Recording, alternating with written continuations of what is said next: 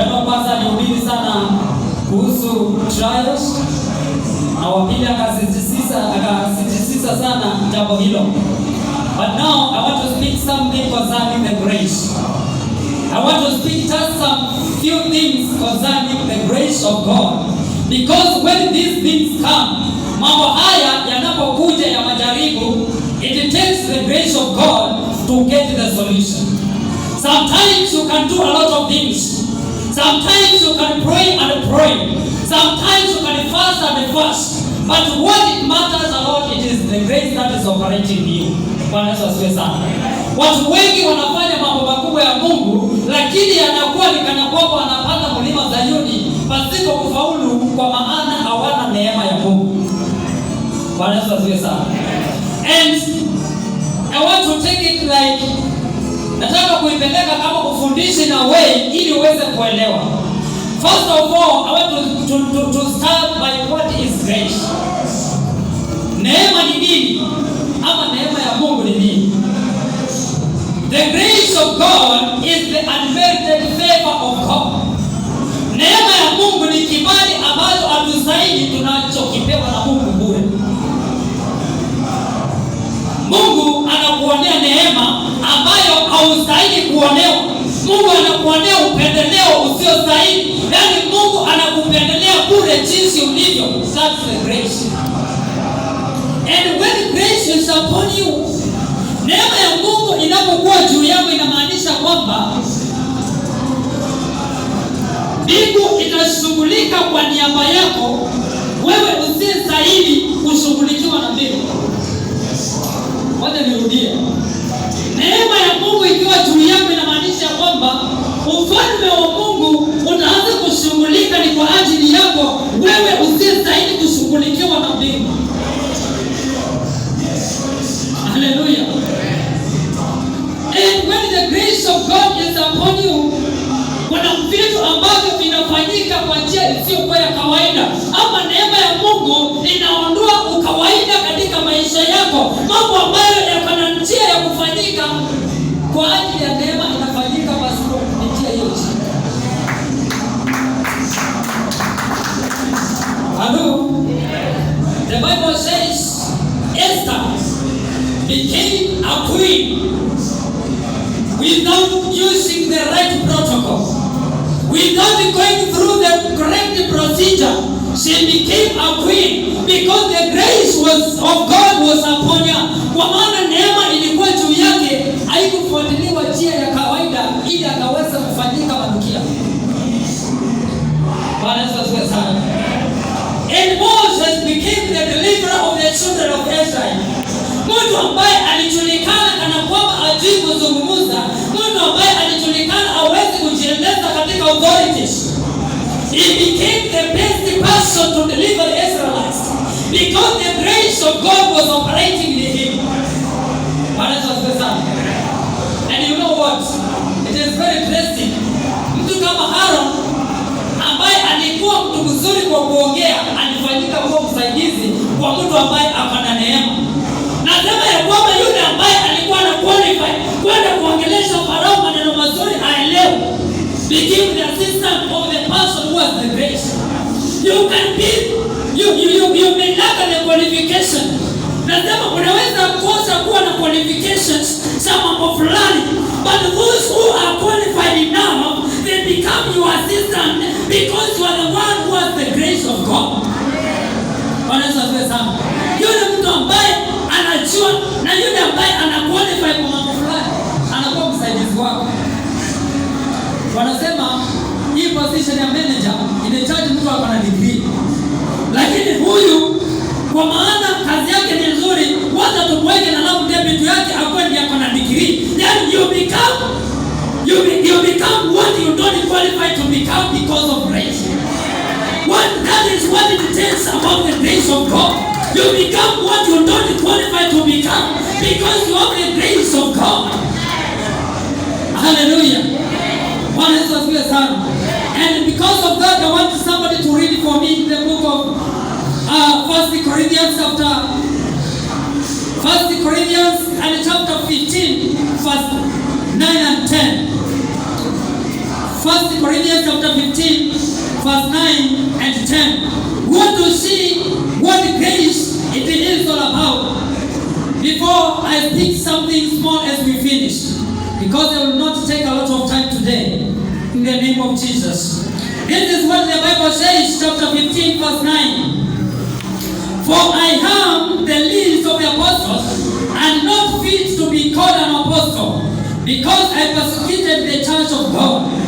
But by the grace of God I am what I am, and His grace towards me did not prove vain.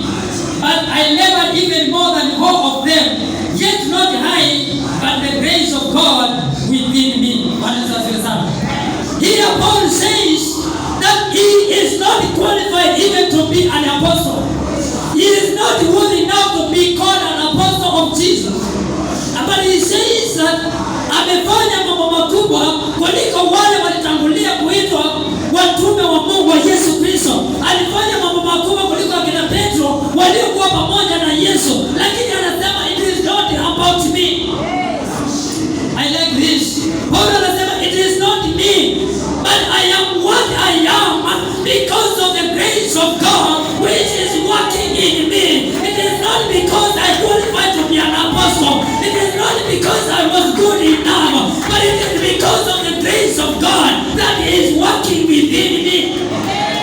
And because of that grace, anasema because of this grace, kwa sababu ya neema hii nimefanya mambo makubwa kuliko wale ambao walikuwa wazuri, wale ambao walikuwa pamoja na Kristo, wale ambao walitangulia kuwa watume.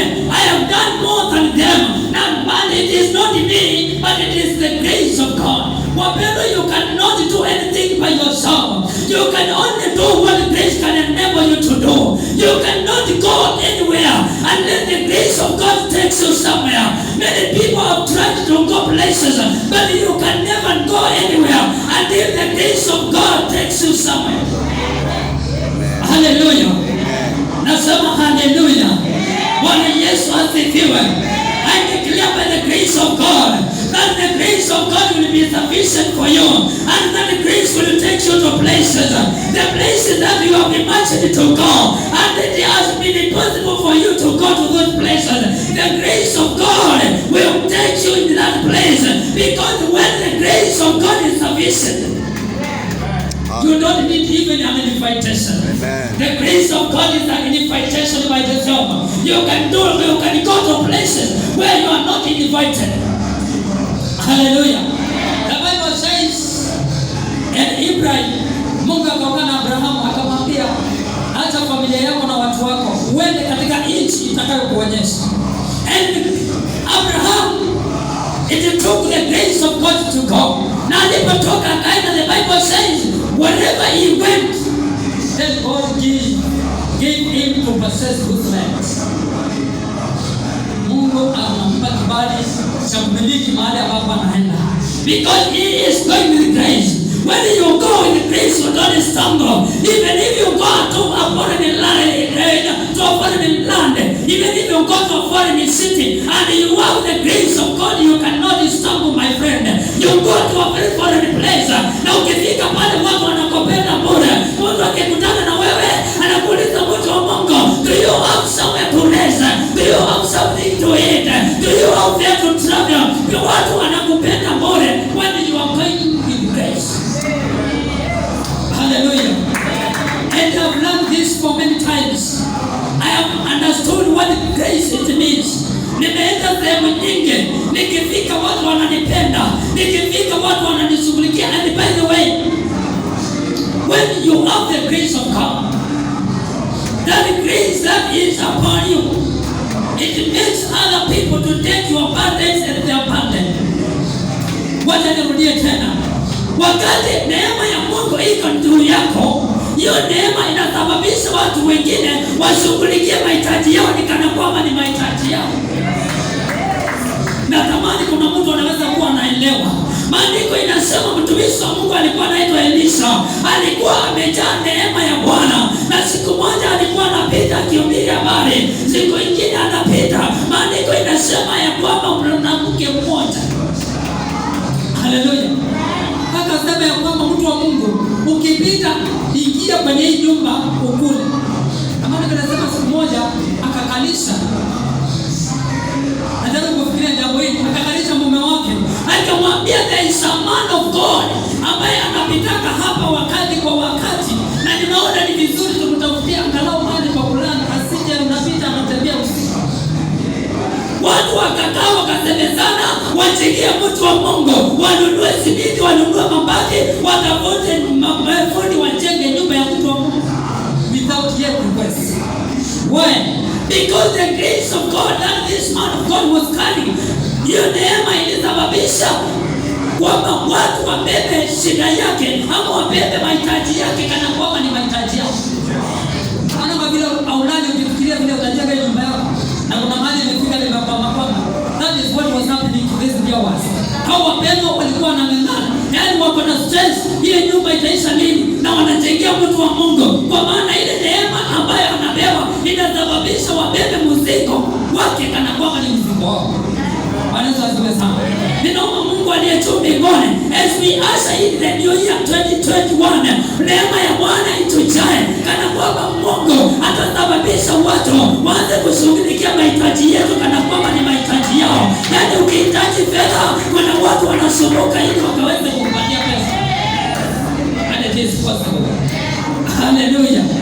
And the Bible says that this grace, it is the one that has saved us. Hii neema ndio imetuokoa. Hallelujah. I want to speak some things concerning the types of grace. Kuna aina nyingi za neema ambayo ukiikosa unaweza ukasumbuka miaka mingi ukiwa umeokoka. Halo.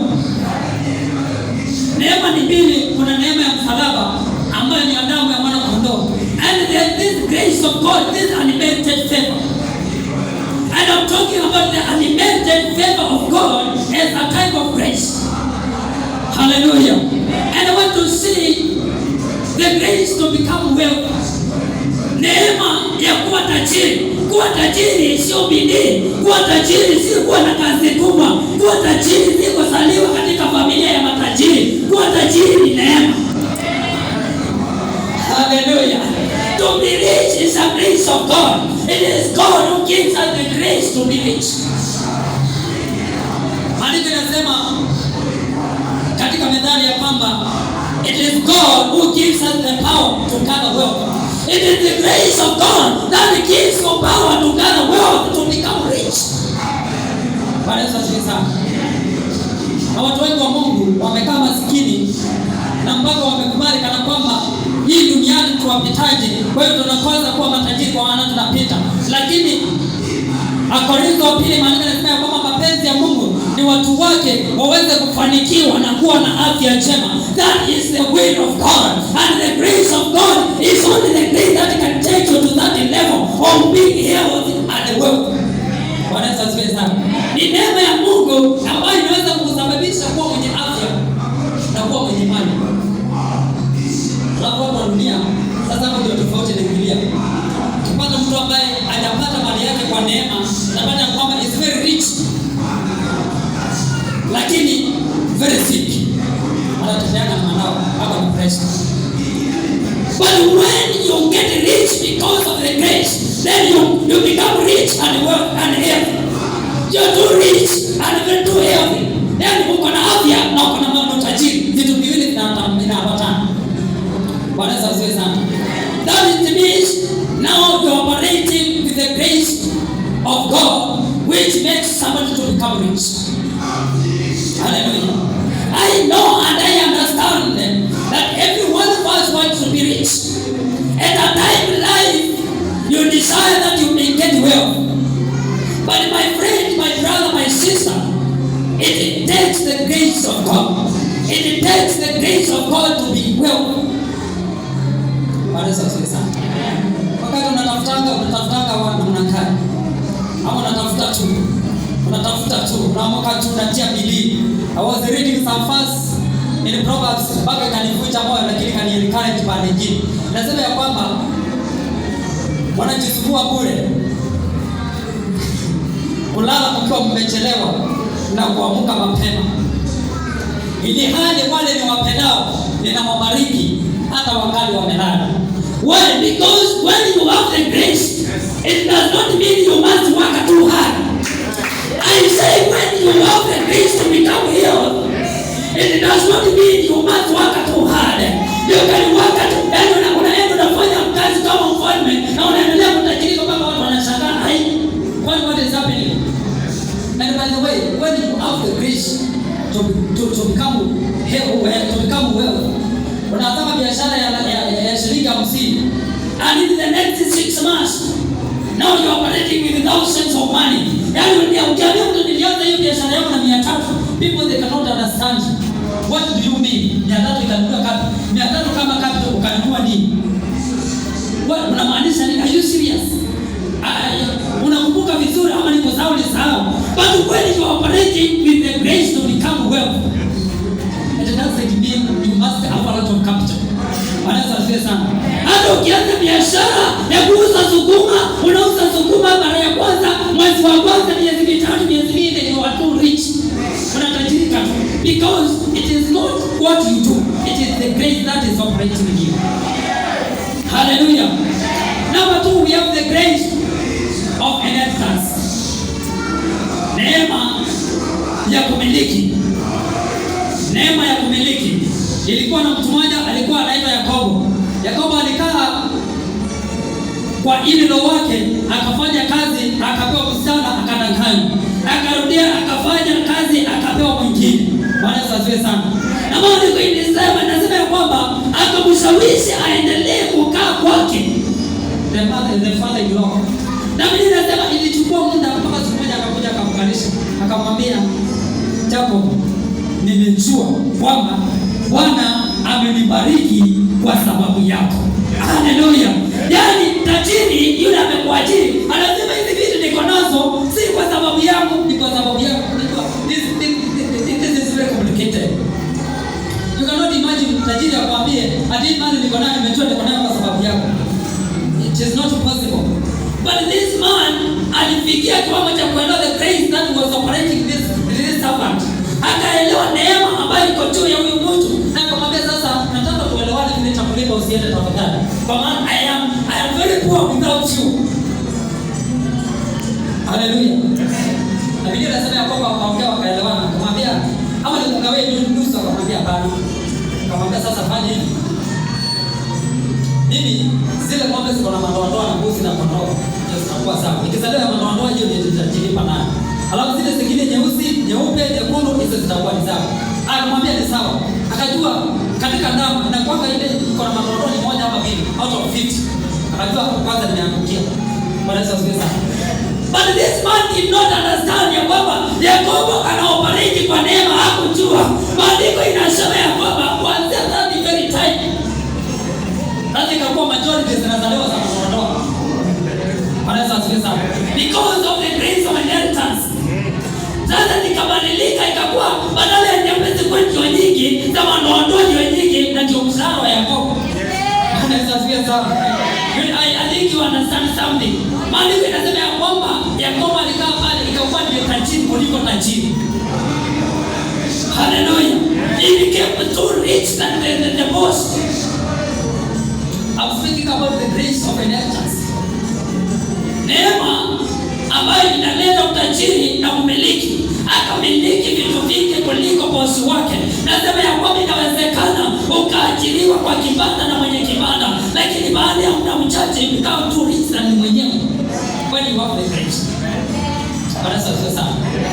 And I have come to understand that the greatest challenge that we have is that we are not operating under the grace. We want to operate by ourselves. We want to operate by the certificate that we have. And I am a degree holder. I am a teacher by profession. And you think that is enough. I am a police officer. I am a so and so. That is good. But my friend, without the grace of God, you can work, retire, na uende ukaandikwa watchman. Retire na uende ukaandikwa na PTA without anything. Bwana asifiwe sana. And this is not a job. Ingine umefanyika. We have seen people retiring na wanaenda kufanya kibarua. Because to work is not anything. It depends you are working with God. What is upon you when you are working? Hallelujah. And number 3, I want to speak about the grace of peace. the grace of peace. Neema ya amani. Neema ya amani Ikiwa juu yako, utapendana na kila mtu na utakuwa na amani na kila mtu, hata yule asiyestahili kuwa na amani na yeye. Bwana asifiwe sana. Asikika mambo yote leo ukapata watu wakiulizana, "Kwani fulani anakaaje na fulani na fulani ni Israeli?" Yaani watu wanakushangaa how you relate with the people who people don't want to relate with them because of grace. Yule mtu ambaye anajulikana mtu ni mbaya kwa kijiji, hata hakuna mtu anaweza hata kuomba maji kwake, wewe unapata is your best friend. Baba mtu akitaka kitu kwake anamtuma anakuambia, "Najua huyo mama yule mama ni rafiki yako. Na ile kitu nahitaji natafuta nimepata iko kwake peke yake. Mimi siwezi hata kwa sababu mama ni mbaya kama ni Israeli. Lakini unaona unaelewana na yeye hata uombe kitu fulani." When you operate the grace of peace, You become a peacemaker. You become a bridge of peace to everybody. Unapata wewe uko na amani na kila mtu. and number 4 It's the grace of power. Neema ya mamlaka. Anasema sawa. Neno najua pale kwa kampuni. Na umeingia leo, unaona bosi anasema wewe ndio utakuwa ni charge yao wewe. Na mmemaliza interview saa hiyo hiyo tu. your first appointment that very day. Unasikia anasema wewe ndio utakuwa ni charge yao. That is the grace of power. The grace of power is operates like that. You qualify to have power before you are qualified to have power. Yaani unafanyika kuwa mwenye mamlaka hata kabla haujafikia kiwango cha kuwa na mamlaka. Bwana asifiwe sana. And when you have this grace, Utapata ya kwamba kila mahali popote utaenda utakuwa unasimamia watu. Hata ukitoka hapa Mafaraka ukienda Nairobi, unafika tu hivi, kesho kutwa unasikia huyo mzee ni mtu wa Mungu na yeye anakuwa chama ni wa wazee. Nashinda na hapa sipokuwa wazee. Hata wengine wako na kila kitu ambacho it takes to be a chama ya wazee. but because you have that grace of power, you cannot settle under any power because the grace is speaking that you need to be in power. Bwana asifiwe sana. I was with a friend of mine Ambaye aliajiriwa na kufika shuleni ikasemekana David amekuwa transferred kwa wana hatuna mwingine. Watu mwalimu amekuja act kama David na amekuwa David hivyo mpaka sasa. And nikaongea naye akaniambia it is not procedural for TSC. Hata ukiwa profession uko David principal headmaster. But when you have the grace, when the grace of God or power is operating in you, Some protocols are broken. Hallelujah. And then number 5, It is the grace of relationship. The grace of relationship. And you know, we are living the days whereby relationships are becoming the worst thing every day in this new dispensation of the last days. If there is an area that we need God in these last days, is the area of relationship. Either the relationship between man and man, a relationship between husband and wife, or any other kind of a relationship between humanity. We need God and we need the grace. Yesterday I was dealing with a case as I finished ambapo dada mdogo, the last one, amekuja kuchukua mke wa dadake mkubwa, amekuja kuchukua mume wa dadake mkubwa. Ilikuwa police case. Wamekuja wakaripoti station ya kwamba dadangu nimemsomesha na nimemlea kutoka akiwa mdogo. Nilikuwa nambeba mgongoni. Ameleta shida, anataka kuchukua mume wangu na wameshikana, wanataka kunifukuza kwa nyumba. Now, what do you mean? Yes, my sister. And not even a sister hapa karibu, sister wa nyumba ambaye nimemshika mkono, mama ananiambia ukibaki hapa upikie mtoto uji. My sister wameshikana na mume wangu wanataka kunifukuza kwa nyumba na hata wamezaa na yeye mtoto. That is the level we are living in this dispensation. And that's why I say that unless you have that grace of relationship, unaweza kaa kwa kanisa ukitafuta mshupa miaka mingi ukiwekelewa mikono na ukiombewa. Unaweza kaa kwa ndoa ukiwa unateseka, mnasumbana na mke wako na mume wako for a long time. But when you have that grace of relationship, hallelujah, utapata ya kwamba watu wanakushangaa. Yaani wakati huko na mtu anaweza kuwa anapendana na mke wake na mnaishi wakiwa wazee. Yaani watu wanakushangaa shwari. Kwani watu wazee, yaani inawezekana namna gani? Yaani watu wakiona mkitembea, watu wanaanza kudiscuss fulani kweli. Yaani au kuna ndoa inaweza kuwa inakaa hivyo. Wanaweza wasiwe sana. Unajua, we are living in the days whereby in another side, especially wale wanaolewa, wanasema kwamba wale wanaume wazuri waliisha. Wanaweza wasiwe sana. But when the grace of relationship is operating in you, you will get the best one. I have come to understand, in the worst of all, there is always a best. And in the best of all, there is also a worst. Kwa hivyo katikati ya ambaye wako kuna mmoja mzuri. And when the grace of relationship is with you, you will get that best in the midst of the worst. Hasa sio sana. Lakini neema isipokuwa juu yako, unaweza kaa ukatafuta ukashubiwa na watu wengi mpaka ukaanza nikana kwamba Mungu wako kukumbia mchumba. Hasa sio sana. We need this grace of God. And then the last of the list is the grace of ministry. Hasa sana. Neema ya huduma, huwezi kufanya huduma ya Mungu pasipo kuwa na neema ya Mungu. And this grace of the ministry is the grace that many people they lack in these days. Na ndio sababu watu wengi wanafanya huduma kwa njia ya kung'ang'ana. Ndio sababu watu wengi wameamua kutumia ukora kufanya huduma ya Mungu. Haleluya. Kwa sababu huduma ya Mungu haiwezi kufanya na hekima. Huduma ya Mungu haiwezi kufanya na masomo ya shule. Huduma ya Mungu haiwezi kufanya na appointment ya pastor. Halo. Pastor hawezi kuappoint tu na ikakuwa kwa maana amekuappoint kwa praise and worship, now you have to perform. You will perform depending on the level of grace that is upon you. And then the last one is the grace of influence. The grace of influence. This grace is very complicated. Kwa sababu hii ndio ile neema ambayo unaweza simama hapa ukiwa mhuduma na uko na neema influence, simama ukisema hallelujah, we give you the glory Jesus. Unastahili Bwana. Watu wanaanza kuongea na ndimi na watu wanaanza kupiga magoti na bado utaanza kuabudu. Because the grace of influence is in you. When you just speak to address people, you have already influenced them. You have already influenced them in the spirit, even without doing anything.